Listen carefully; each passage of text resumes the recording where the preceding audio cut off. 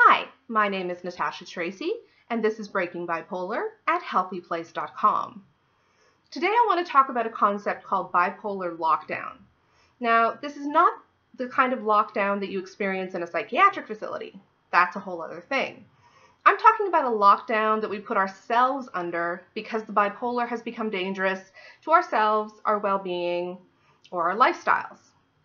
So, for example, you might be on bipolar lockdown because of a severe depression, because of a severe mania, or even a hypomania. It just depends on the symptoms you personally experience. So, for example, when I'm really depressed, I have very little regard for my own safety and well-being. And so, even if I don't plan on hurting myself, there's a chance that I will anyway, simply due to lack of regard, lack of care. So one day, for example, I went into the kitchen to cut myself an apple to eat. And while I was cutting the apple, without thinking about it, without planning it, I just took the knife and stabbed my forearm. This is something that I regret to this day, as I suffer nerve damage now. But it wasn't that I particularly wanted to self-harm. It was that I had so little regard for my own welfare and my own health that I just didn't really care. And that tends to produce that type of behavior, or the kind of behavior where I'm just not careful. I'm not careful around hot things like ovens and stoves. So I don't necessarily do the things you need to do in order to protect yourself in that environment. So for me, when I'm on bipolar lockdown, it means don't go into the kitchen.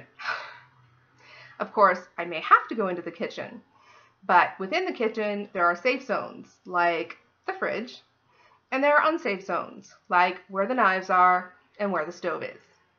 So that's a version of bipolar lockdown for depression. For mania, your bipolar lockdown might be something like putting your credit cards on ice. So getting a container, filling it with water, putting your credit card inside, and putting it in the freezer. Therefore, there you have your credit card and you can still use it. If an emergency occurs, you can definitely get to it. But you can't just take it and run off to the store and get 10 designer handbags, which some people like to do when they're manic. So what it is essentially removing danger and temptation from yourself when you know that your bipolar symptoms have gotten out of control. For more information on what I call bipolar lockdown, please see the article linked below.